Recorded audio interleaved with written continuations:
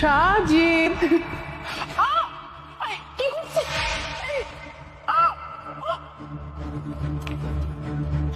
যাক ভাইয়া, আমার কাজ একদম শেষ। এখন তুমি তাহলে আমার পাওনাটা বুঝিয়ে দাও, আমার টাকা আর ফ্ল্যাট। হ্যাঁ, তোকে যখন আমি বলেছি তোর টাকা তোকে দিব, তখন টাকা আমি দিবই। কিন্তু তুই তো এইমাত্র তোর ভাবিকে মেরে ফেললি, লাশটা তো গুম করতে হবে। লাশটাকে গুম কর, তারপরে টাকা দিচ্ছি। কি? তোমার সাথে তো আমার এরকম কোনো ডিল হয় নাই ভাইয়া। তুমি শুধু আমাকে বলছো ভাবিকে শেষ করতে হবে, আমি সেটাই করছি। এখন তুমি বলতেছো কিনা ভাবিকে গুমও করতে হবে? সরি ভাইয়া, আমি এরকম কিছু করতে পারবো না। তুমি আমাকে আমার টাকা বুঝিয়ে দাও। আহা, একটা মানুষকে তুই যখন মেরেছিস, তার লাশটা তো গুম করতে তোকেই হবে নাকি? এ কারণেই বললাম তুই লাশটা গুম কর, তারপরে তোর টাকা তুই ফেরত পেয়ে যাবি। আরে বাবা, তোমার সাথে তো আমার এরকম কোনো ডিলই হয় নাই, তাহলে আমি এই কাজ কেন করতে যাব? এত কথা ভাল লাগতেছে না ভাইয়া। তুমি প্লিজ আমাকে সবার আগে আমার টাকার ফ্ল্যাটের কাগজটা বুঝিয়ে দাও। তুই যদি এখন বলিস তুই তোর ভাবিকে গুম করবি না, তাহলে তো হবে না, কারণ তোর ভাবিকে তুই মেরেছিস। পুলিশ যখন ইনভেস্টিগেট করবে তখন তোর ফিঙ্গারপ্রিন্ট পাবে, মাঝখান দিয়ে ফেসে যাবি তুই। অতএব যেটা বলছিস সেটা কর। এটা অবশ্য ঠিকই বলছো। যেহেতু আমি ভাবিকে শেষ করছি, পুলিশ ধরলে তো আমাকে ধরবে, তোমাকে তো আর ধরবে না। ঠিক আছে, ভাবিকে না হয় গুম আমিই করব। তার আগে তুমি আমাকে আমার টাকার ফ্ল্যাটের কাগজটা বুঝিয়ে দাও তো। বুঝতে পেরেছি। ঠিক আছে, তোর টাকা আর ফ্ল্যাটের দলিল আমি তোকে বুঝিয়ে দিচ্ছি, কিন্তু কাজটা তোকে করতে হবে, তাই না? যাক বাবা, আমি আমার টাকার ফ্ল্যাটের কাগজ পেয়ে গেছি, এটাই অনেক। আচ্ছা ঠিক আছে, আমি না হয় ভাবিকে গুম করে দেব। তার আগে তুমি আমাকে একটা কথা বলো তো ভাইয়া। আমি যতটুকু জানি ভাবি তোমাকে অনেক বেশি ভালোবাসতো, তাহলে তুমি এই কাজটা কেন করলে? যদি তুই আম খাচ্ছিস, আমের চিন্তা কর না, আটের চিন্তা কেন করছিস? আরে বাবা, এরকম করতেছো কেন? আমি তো তোমার নিজের বোন, তাই না? আর তাছাড়া আমি তোমার এত সিক্রেট একটা কাজ করে দিলাম, তুমি আমার সাথে এই সিক্রেট বিষয়টা শেয়ার করতেই পারো। আর তাছাড়া ভাবি তো এখন আর নাই, তো তুমি আমাকে বলতে পারো কেন এমনটা করলে। তুই দেখছি নাছোড়বান্দি, কথা না শুনে তুই শান্ত হবি না। ঠিক আছে, তুই যখন এত করে বলছিস তোকে তখন বলা যায়। তাছাড়া তোর ভাবি তো এখন পৃথিবীতে নেই। অ্যাকচুয়ালি তোর ভাবি আমাকে অনেক ভালোবাসতো, কিন্তু তোর ভাবিকে আমি কখনোই ভালোবাসতাম না। তোর ভাবির সঙ্গে আমি এতদিন ছিলাম শুধুমাত্র তার সম্পত্তির জন্য, কারণ তার সম্পত্তির নমিনি তো আমি ছিলাম। সে যতদিন পৃথিবীতে বেঁচে থাকবে ততদিন আমি তার সম্পত্তি ভোগ করতে পারবো না। একমাত্র সে মারা যাওয়ার পরই আমি তার সম্পত্তি ভোগ করতে পারতাম। আর সব থেকে বড় ব্যাপার হচ্ছে, তোর ভাবির সাথে সংসার করাকালীন আমার একটা মেয়ের সঙ্গে পরিচয় হয় ফেসবুকে। মেয়েটা আমাকে অনেক পছন্দ করতো, আমিও পছন্দ করতাম, একসঙ্গে ঘোরাফেরা করতাম। পরে কবে যে একজন আরেকজনকে ভালোবেসে ফেলি বুঝতেও পারিনি। মেয়েটা আমার জন্য পাগল বলতে পারিস। সে চায় আমাকে বিয়ে করতে। এখন তোর ভাবি যদি আমার লাইফে থাকে, আমি তো তাকে বিয়ে করতে পারবো না। আবার আমি যদি তোর ভাবিকে এসে বলি যে আমি একটা মেয়েকে ভালোবাসি, আমি তাকে বিয়ে করতে চাই, তাহলে তোর ভাবির সম্পত্তি পাবো না। সেক্ষেত্রে আমার হাতে কোনো অল্টারনেট অপশন ছিল না, একটাই অপশন ছিল, সেটা হচ্ছে তোর ভাবিকে দুনিয়া থেকে সরিয়ে দেওয়া। তাই ছলে বলে কৌশলে তোকে আমি একটা লোভ দেখালাম, টাকা আর সম্পত্তির। তুই লোভে পড়ে গেলি, ব্যাস তোর ভাবিকে মারতে রাজি হয়ে গেলি, আর তোর হাত ধরে আমি তোর ভাবিকে শেষ করে দিলাম। আমার পথের কাটা খতম, আর কিছুই বাকি নেই এখন আমার। যাই হোক, সবই তো শুনলি, এখন আর বেশি কথা বাড়াস না, ওর বডি নিয়ে এখান থেকে যা। হ্যাঁ বুঝলাম ভাইয়া। যাই হোক, আমার না ভাবির জন্য খারাপই লাগতেছে। ভাবি তোমাকে কত ভালোবাসতো, তুমি কাজটা একদম ঠিক করো নাই। যাই হোক ভাবি, শুনলে তো সবকিছু, এখন উঠে পড়ো, আর অ্যাক্টিং করতে হবে না।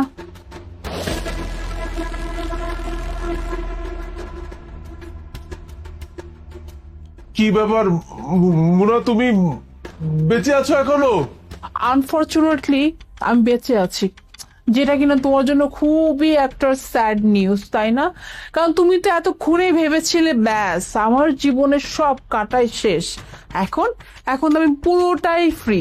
কিন্তু এখন তো হিতে বিপরীত হয়ে গেল, তাই না? মানে এতদিন শুধু তুমি আমার থেকে বাঁচার জন্য, আমার কাছ থেকে সম্পত্তি নেওয়ার জন্য আমাকে মারার প্ল্যান করছিলা, বাট আজকে আজকে তো গেম পুরোটাই উল্টে গেল, তাই না সাজিদ? হ্যাঁ, সম্পত্তির জন্য তুমি আমাকে ভালোবাসছো, সম্পত্তির জন্য তুমি আমাকে বিয়ে করছো, সম্পত্তির জন্য তুমি আমার সাথে থাকতেছিলে, বাট তুমি রিলেশন করতে অন্য মেয়ের সাথে। তোমার বোন রক্ত সেম হওয়ার পরেও না তোমার মতো গাদ্দার না। হ্যাঁ, নদী আমাকে অনেক আগেই বলছে, বাট আমি তোমাকে এতটাই অন্ধবিশ্বাস করতাম, আমি তোমার বোনের কথা বিশ্বাস করি নাই। আমি ওকে বারবার বলছি সাজিদ এমন কোনো কাজ করতেই পারে না, কিন্তু নদী আমাকে বলছে ভাবি তুমি একটাবার আমার কথা শোনো, যদি আমি মিথ্যা হই তুমি আমাকে যে শাস্তি দিবে আমি তাই মেনে নিব। আর নদীর কথাই আজকে এই প্ল্যানটা ছিল। আমি ভেবেছিলাম হয়তো নদী হেরে যাবে, কিন্তু আমি আজকে নিজের চোখে বা নিজের কানে যা কিছু দেখলাম শুনলাম, বিশ্বাস করো আমি just ভাবতে পারতেছি না। এনিওয়ে, তোমার সাথে আমি আর কোনো কথা বাড়াবো না, কেন জানো? কারণ তোমার সাথে কথা বলার মতো রুচি আমার নাই।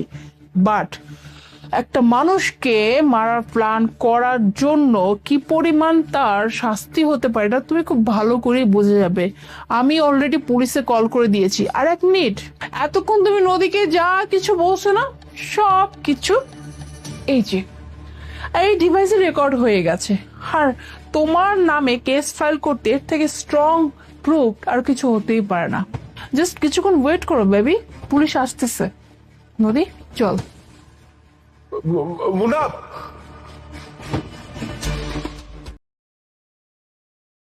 সারপ্রাইজ! কি ব্যাপার ভাই, আপনি কে? আর এই বাসে আপনি কি করেন? আমি কে মানে?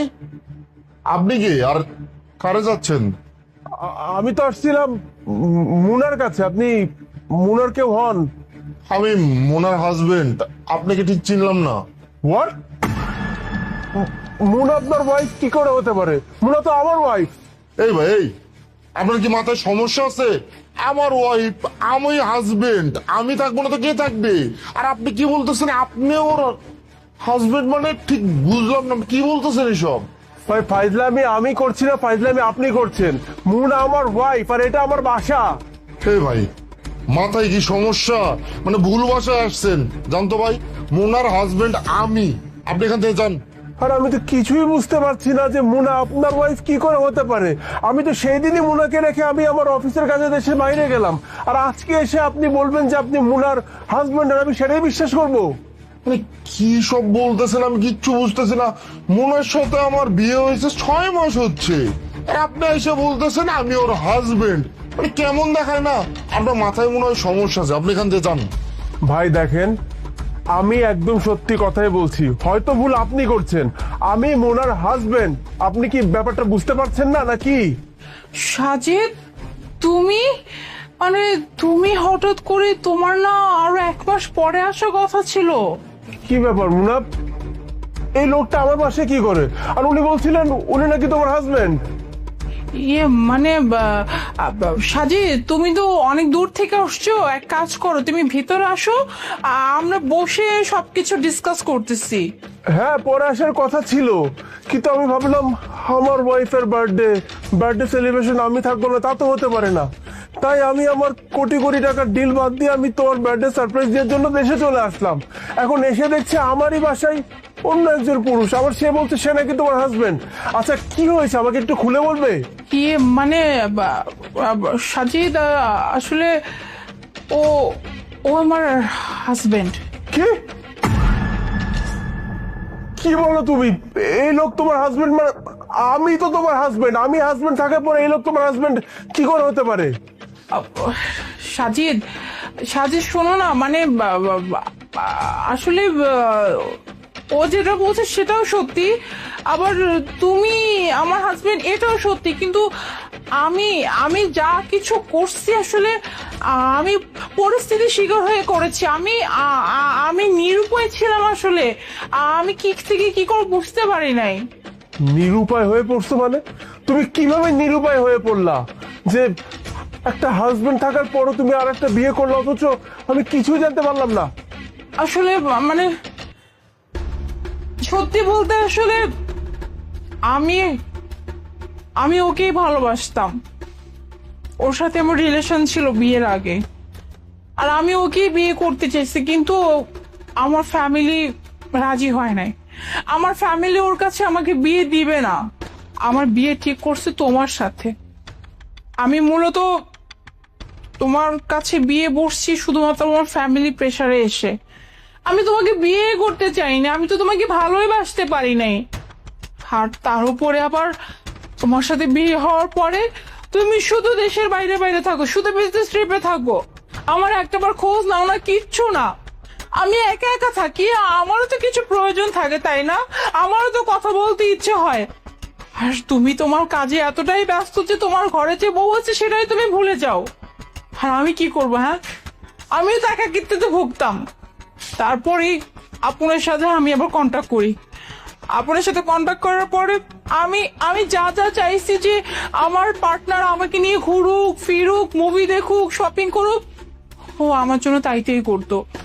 আর এরপরেই আমি ওকে বিয়ে করে ফেলি আর ওর সাথে আমি থাকি।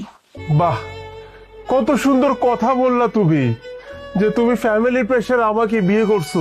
আরে তুমি যখন আমাকে ভালোই বাসতে পারবে না, আমাকে একটাবার বলতে, আমি তোমার সঙ্গে বিয়েতে বসতাম না। কতটা ভালোবাসি আমি তোমাকে, চিন্তা করো। আমার কোটি কোটি টাকার বিজনেস ডিল বাদ দিয়ে আমি এখানে এসেছিলাম তোমাকে বার্থডেতে সারপ্রাইজ দেওয়ার জন্য, কিন্তু এখানে আসার পর আমি নিজেই সারপ্রাইজ হয়ে গেলাম। যে মানুষটাকে আমি এতটা ভালোবাসি সেই মানুষটা আমাকে এভাবে ধোঁকা দিচ্ছে। আমারই বাসায় সে অন্য একজন পরপুরুষ নিয়ে দিনের পর দিন সময় পার করে যাচ্ছে, অথচ আমি কিছুই বুঝতে পারলাম না। কতটা সুন্দর নাটক জানো তুমি। হ্যাঁ, আমাকে আগে বলে দিতা, আমি বিয়ে করতাম না। খালি খালি আমার জীবনটা এখানে কেন নষ্ট করলা তুমি? মানে wait wait wait wait wait মোনা, মানে তুমি বিবাহিত? মানে আমার সঙ্গে বিয়ে হওয়ার আগেও তোমার বিয়ে হয়েছে? এই কথাটা তো তুমি আমার কখনো বলো নাই যে তোমার হাজবেন্ড আছে, অথচ তুমি আমার সঙ্গে বিয়ে করলা। মোনা, আমি না তোমার থেকে এটা তো আশা করি নাই। তুমি না আমাকে ভালোবাসো, ভালোবেসে বিয়ে করছো, তাহলে এই লোক, সরি মানে তোমার হাজবেন্ড আজকে তোমার বাসায় এসে বলতেছে যে উনি তোমার হাজবেন্ড, আর তুমিও স্বীকার করতেছো। মানে তুমি আমাকে ধোকা দিলা, আমাকে না, তুমি তো ওনাকেও ধোকা দিছো। মানে তোমার জন্য দুটা জীবন নষ্ট হয়ে যাচ্ছে, আর তুমি ছি মোনা। আপন প্লিজ এভাবে বলো না। আমি তো তোমাকে ভালোবাসি তাই না? তুমি আমাকে নিয়ে এরকম চিন্তা ভাবনা কিভাবে করলা বলো? আমি তো বললাম একটু আমাকে সময় দাও, আমি সবকিছু বুঝিয়ে বলতেছি তোমাদের। ওয়েট মোনা, তুমি আগে আমাকে এটা ক্লিয়ার করো যে তুমি এক্স্যাক্টলি কি চাও। তুমি আমাদের দুজনের মাঝে কাকে চাও? যে কোনো একটা সম্পর্কে তোমাকে তো বেছে নিতে হবে তাই না? একদিকে তোমাকে লয়াল থাকতে হবে, একবারে দুই নৌকায় তো পা দিয়ে চলতে পারবে না তুমি। সাজিদ, আমি তো বললাম আমি যা কিছু করছি আসলে আমি একটা নিরুপায় হয়ে এসব কাজ করছি। যাই হোক, তুমি আসো, তোমাকে বুঝিয়ে বলতেছি সবকিছু। মোনা, তুমি আর দয়া করে কোনো কথাই বলো না প্লিজ, কারণ তোমার মুখ থেকে আমি আর একটা কথাও শুনতে যাচ্ছি না, যেখানে তুমি নিজে ডিসাইড করতে পারছো না যে আমাদের দুজনের মধ্যে তুমি কাকে চাও। তোমার নিজের মনেরই কোনো ঠিক নাই, তার উপর তুমি আবার আমাকে বলছো যে বুঝিয়ে বলবে। আসলে তোমার সঙ্গে কথা বলতেও না আমার রুচিটা পাচ্ছে, জানো তো। আমি এখন ভাবছি কার জন্য আমি এতটা স্যাক্রিফাইস করলাম। আমার এত কোটি কোটি টাকার ডিলিংস ছিল বাইরে, সমস্ত কাজ বাদ দিয়ে আমি এখানে এসেছিলাম তোমাকে সারপ্রাইজ দিব, তোমার মুখে হাসি ফুটাবো। এখন আমার তো মনে হচ্ছে আমি ভুল মানুষকে ভালোবেসেছিলাম।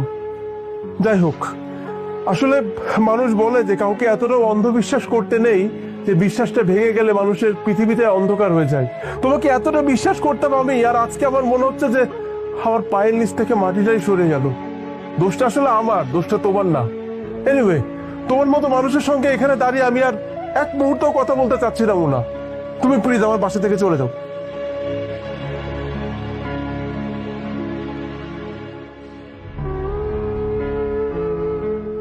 ভাই, আপনাকে কি বলবো, আমি আসলে জানতাম না।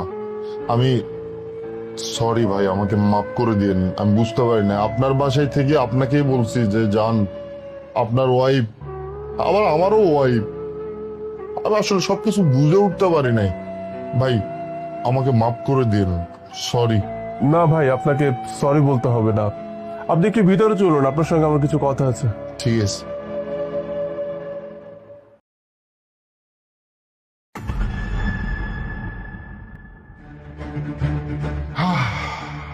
ম্যাডাম ঠিক হয়ে গেছে। আর কোনো সমস্যা হবে না তো? না, আর কোনো সমস্যা হইব না, যেটা সমস্যা ছিল আমি সারা দিছি। আচ্ছা, কত হয়েছে? 1000 টাকা। কে? 1000 টাকা? মানে দুইটা তার জোড়া লাগাইছো, তার জন্য তুমি 1000 টাকা চাইতেছো? হ্যাঁ, টাকা কি গাছে ধরে নাকি? ম্যাডাম, এটা আপনি কি কইতেছেন? দুইটা তারের সমস্যা হয়েছে, দুইটা তার আমি ঠিক করে দিছি। আপনি যদি 5টা তারের সমস্যা হইতাম, 5টা তারই ঠিক করে দিতাম, তাও এই 1000 টাকাই পড়তো। আমার মজুরি হয়েছে 1000 টাকা, দিয়ে দেন আমি চলে যাই। এই তোমাদের না মানে এই শুধু সুযোগ খুঁজো, তাই না? মানে একটা তার দুইটা তার জোড়া লাগাতে সর্বোচ্চ কত টাকা লাগে? হ্যাঁ, 200 বা 300 টাকা, 500 টাকাই মানলাম, সেখানে তুমি কি বলতেছো? হ্যাঁ, 1000 টাকা মানে বলবা আর আমরা বিশ্বাস করে তোমাদেরকে টাকা দিয়ে দিব, তাই না? এই জন্যে না আপনাকে এরকম বিল্ডিং বাড়িতে কামাইতে চাই না, বুঝতে পারছেন? আমার জায়গায় যদি বড় কোনো মিস্ত্রি ডাকতেন, সর্বনিম্ন হইলো 3000 টাকা বিল করতো, আর আমি যে 1000 টাকা চাইছি এটাই আপনার বাইরে গেছে। হ্যাঁ হ্যাঁ, খুব তো এগুলো আমি খুব ভালো করে জানি, কে 3000 নিত আর কে 300 টাকা নিত। হ্যাঁ শোনো, 500 টাকা বেশি তুমি 1 টাকা পাবো না। ম্যাডাম, আমি কাম করছি, আমার জায়গায় যদি বড় মিস্ত্রি আসতে আসতে বেশি খুলতো আপনার থেকে, আমি সৎ পথে কামাই করি। 1000 টাকা হচ্ছে দিয়ে দেন, আমি চলে যাই। এই কি ব্যাপার, এখানে তো চিল্লাচিল্লি কিসের, কি হয়েছে?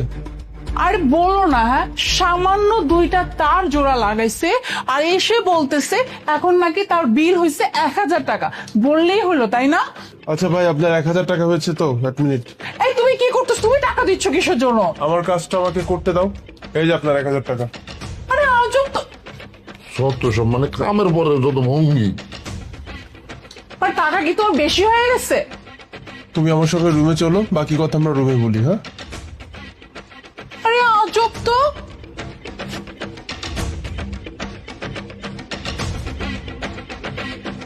কি ব্যাপার? হ্যাঁ, তোমার কি টাকা অনেক বেশি হয়ে গেছে?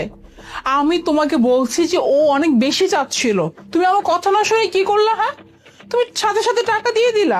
শোনো, আমি না ওকে 500 টাকায় ম্যানেজ করতে পারতাম, 500 টাকা বেশি 1 টাকা আমি দিতাম না ওকে। তুমি এত টাকা কেন দিলা? তোমার কাছে মনে হচ্ছে যে আমি ওই মেকানিকটাকে 1000 টাকা দিয়ে অনেক বড় ভুল করে ফেলেছি, মানে এমনি এমনি আমি 1000 টাকা নষ্ট করলাম, তুমি সেটা বলতে চাচ্ছ তো? অফকোর্স, এটা আমার জিজ্ঞেস করতে হয়? আমি সংসার চালা, আমি খুব ভালো করে জানি কোথায় কিভাবে কত টাকা দিতে হয়, কত টাকা খরচ করতে হয়। আর এসব মেকানিক এরা এতটুকু একটু কাজ করে এতগুলো টাকা চার্জ করে, তুমি কেন বুঝো না? হ্যাঁ, তোমাদের মতো মানুষদের সাথে না এরা পেরে যায়, বুঝছো? বাট আমি যদি এটা ডিল করতাম, কখনোই ওকে 500 টাকা বেশি আমি 1 টাকাও দিতাম না। আচ্ছা, তুমি সরকারি চাকরি করো, তাই বলে কি তোমার টাকা অনেক বেশি হয়ে গেছে, তাই না? হ্যাঁ, এটা অবশ্য তুমি ঠিক বলেছো যে ওদেরকে তুমি হয়তো 500 টাকা দিয়ে ম্যানেজ করতে পারবে। ঠিক আছে মুনা, আমি তোমাকে তাহলে ইতিহাসের একটা গল্প শোনাই। অনেক বছর আগে, যেহেতু ইতিহাসের গল্প, কোনো একটা দেশের কোনো একটা এয়ারপোর্টে একটা প্লেন নষ্ট হয়ে পড়েছিল। অনেকগুলো মেকানিক ডাকা হয় প্লেনটাকে ঠিক করার জন্য, কিন্তু কিছুতেই কোনো মেকানিক প্লেনটার সমস্যা ধরতেই পারছিল না। পরে একজন বয়স্ক মেকানিককে সেখানে ডাকা হয়। তুমি জানো, সেই বয়স্ক মেকানিকটা শুধুমাত্র ওই একটা হাতুড়ির বাড়ি দিয়ে, হ্যাঁ একটা হাতুড়ির বাড়ি দিয়ে প্লেনটাকে ঠিক করে দেয়। এরপর তার কাছে যখন তার পারিশ্রমিক কত জিজ্ঞেস করা হয়, সে কয় টাকা বলে জানো? বলে 10 লাখ টাকা। জাস্ট ইমাজিন, সামান্য একটা হাতুড়ির বাড়ি দেওয়ার জন্য সে 10 লাখ টাকা চার্জ করেছিল। এখন অনেক হয়তো প্রশ্ন করতেই পারে যে সামান্য একটা হাতুড়ির বাড়ির জন্য 10 লক্ষ টাকা সে চার্জ কেন করবে, কিন্তু আমার অ্যান্সারটা কি জানো? সে বিগত 30 বছর যাবত এইটার এক্সপিরিয়েন্স তার মধ্যে আছে। এক্সপিরিয়েন্সের একটা মূল্য বলে কিছু তো একটা দিতে হবে নাকি? যেখানে এত এত মেকানিক কাজটা করতে পারলো না, সেখানে সেই মানুষটা শুধুমাত্র একটা হাতুড়ির বাড়ি দিয়ে প্লেনটাকে ঠিক করে ফেললো। এটা হচ্ছে তার এক্সপিরিয়েন্সের মূল্য। আর পৃথিবীতে এক্সপিরিয়েন্সের মূল্য যে মানুষ বা যারা দিতে পারে না, তাদেরকে দিয়ে কখনোই ভালো কিছু আশা করা যায় না। যেমন মুনা, আমি সরকারি ডাক্তার, আমার কাছে রোগীরা আসে ট্রিটমেন্ট নেওয়ার জন্য, আমি তাদেরকে ট্রিটমেন্ট দেই, প্রেসক্রিপশনে ওষুধ লিখে দেই, সে ওষুধ সেবন করে তারা ভালো হয়ে যায়। বিনিময়ে আমি তাদের কাছ থেকে ভিজিট নেই কয় টাকা? 500 টাকা। এই 500 টাকা আমি কেন নেই? এই যে এত বছর যাবৎ MBBS তারপরে ডক্টরি আমি পড়েছি, আমার তো একটা এক্সপিরিয়েন্সের মূল্য আছে নাকি? সেটার মূল্য হিসেবে আমি প্রত্যেকটা রোগীর কাছ থেকে 500 টাকা ভিজিট নেই। কিন্তু আমার এই ডাক্তারির ক্ষেত্রে কিন্তু রোগীদের জান যাওয়ার কোনো চান্স থাকে না। কিন্তু যে মানুষটা কিছুক্ষণ আগে এসেছিল সে কিন্তু একজন কারেন্ট মিস্ত্রি। তুমি জানো একজন মিস্ত্রি যখন কারেন্টের কাজ করে অনেক অংশে চান্স থাকে কোন একটা অঘটনা ঘটার। বাই এনি চান্স তার জোড়া লাগাতে গিয়ে কোনো একটা তার যদি তার হাতে লাগতো সে কিন্তু ডিরেক্ট কারেন্টের স্পর্শে যেত, তার কিন্তু শক লাগার সম্ভাবনা থাকতো, এতে তার জীবন যাওয়ারও সম্ভাবনা থাকতো। তুমি সেটা চিন্তা করলে না, অথচ সেই মানুষটা মাত্র 2টো তার লাগিয়ে তোমার কাছে 1000 টাকা চাইলো, তাই তুমি বলছো সে অনেক বেশি চাইছে। এই জিনিসটা ঠিক না মোনা, মানুষের অভিজ্ঞতাকে মূল্য দিতে শেখো, বুঝতে পেরেছো? হ্যাঁ সাজিদ, আমি এখন বুঝতে পারছি। আসলে আমরা অনেকে এটা মনে করি যারা ছোটখাটো কাজ করে ওদের আবার কিসের এত ভ্যালু, ওদের আবার কিসের এত ডিমান্ড। কিন্তু প্রত্যেকেই কিন্তু দীর্ঘদিন যাবৎ ধরে একটা কাজ নিয়ে অনেক গবেষণা করে, তারপরে গিয়ে একটা কাজ করে। আর যারা ইলেকট্রিশিয়ান ওদের কাজে আসলে তো অনেক ঝুঁকি থাকে, আর ওরা কত রিস্ক নিয়ে নিয়ে একটা কাজ করে। অথচ আমরা যখন ওদেরকে চার্জ করতে যাই তখন হচ্ছে আমরা অনেক হিসেব করি। আমরা 10 টাকার জায়গায় কিভাবে 2 টাকা দিব আমরা সেই চিন্তা করি, কিন্তু একটাবার চিন্তা করি না যে এই মানুষটা এত রিস্ক নিয়ে কাজ করছে, এখান তো তার জীবনও চলে যেতে পারতো। যাই হোক, আই এম রিয়েলি সরি। তুমি আজকে যদি আমাকে এভাবে না বোঝাতে আমি আমার ভুলটা কোনোদিন বুঝতে পারতাম না। আমি এখন থেকে এটা খেয়াল রাখবো কখনোই যেন কেউ না ঠকে। যাক, ভেবে বেশ ভালো লাগলো, অবশেষে তোমাকে আমি বোঝাতে সক্ষম হয়েছি। আচ্ছা ঠিক আছে, তাহলে তুমি ফ্রেশ হও, আমি তোমার জন্য কফি বানিয়ে নিয়ে আসি। ঠিক আছে, যাও।